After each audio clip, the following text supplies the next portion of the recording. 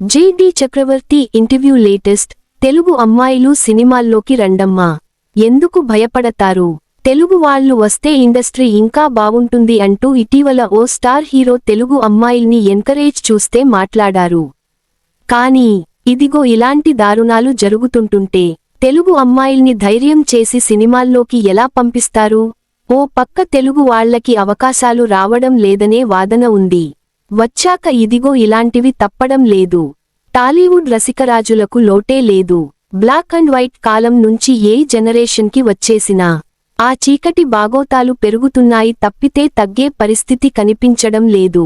ఓ చిన్న character artist దగ్గర నుంచి బడా హీరోయిన్స్ వరకు ఎవర్ని కదిలించినా ఇలాంటి తెర వెనుక బాగోతాలు కుప్పతెప్పలుగా బయటకు వస్తుంటాయి. కొంతమంది ముందుకొచ్చి వాళ్లపై జరిగిన అఘాయిత్యాల గురించి చెప్పుకుంటారు.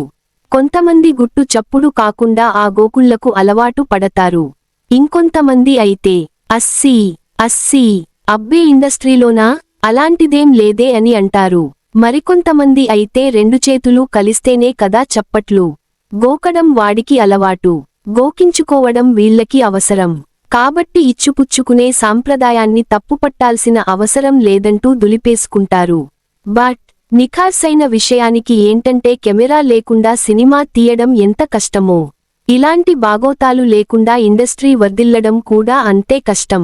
ఈ ఇచ్చుపుచ్చుకునే సంస్కృతి సాంప్రదాయానికి ఆజ్యం పోస్తూనే ఉన్నారు. అయితే ఎన్నో ఏళ్లుగా ఇండస్ట్రీలో ఉన్న సీనియర్ నటుడు, దర్శకుడు జేడీ చక్రవర్తి తన స్నేహితురాలు, నాటి హీరోయిన్ కి జరిగిన దారుణాన్ని కళ్లకి కట్టాడు. వయసులో ఉన్న హీరోనో, ప్రొడ్యూసర్నో, దర్శకుడో కోరికల్ని ఆపుకోలేక కాస్త కక్కుర్తి పడ్డాడంటే అనుకోవచ్చు. కానీ కనీసం ఎవరి సపోర్ట్ లేకుండా నడవలేని ముసలినాయాళ్లు కూడా కుర్ర హీరోయిన్స్ పై ఎలా మోజు పడతారో, వాళ్లని ఎలా ఫేస్ చేస్తాడో చెప్పుకొచ్చారు జేడీ చక్రవర్తి. ఈ ఇష్యూ జరిగేటప్పటికి నేను చిన్న విలన్ని.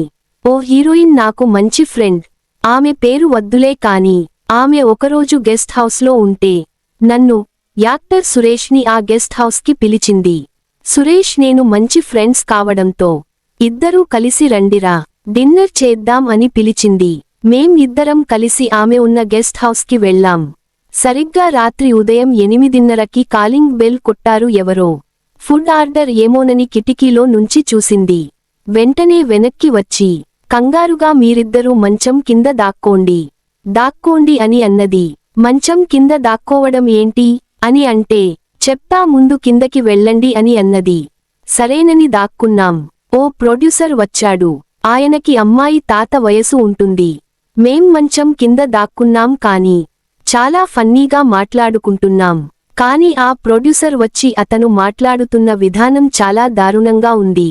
ఆ ప్రొడ్యూసర్ వెళ్ళిపోయిన తరువాత మేం మంచం కింద నుంచి బయటకు వచ్చిన తరువాత ఆ అమ్మాయి నవ్వుతుంటే మా ఇద్దరి కళ్లలో నుంచి నీళ్లు వచ్చాయి. ఆమె నవ్వుతూ ఏం చెప్పిందంటే, హా ముసలోడ్రా వాడు, వాడి దగ్గర వాసన వస్తోంది, భరించలేని వాసనొచ్చేస్తున్నాడ్రా, అయినా సరే ఏం చేస్తాం, తప్పదు కదా, పైగా పెద్ద ప్రొడ్యూసర్ అని అన్నది. సో ఏ అమ్మాయి కూడా ఎవరితోనైనా ఏదైనా చేసింది అంటే ఇష్టపడి పరుగెత్తుకుని వెళ్ళదు. పరిస్థితులు అలా చేస్తాయి అంటూ టాలీవుడ్లో హీరోయిన్స్ పట్ల బడా బాబులు ఎలా ప్రవర్తిస్తారో కళ్లకి కట్టాడు జేడీ చక్రవర్తి.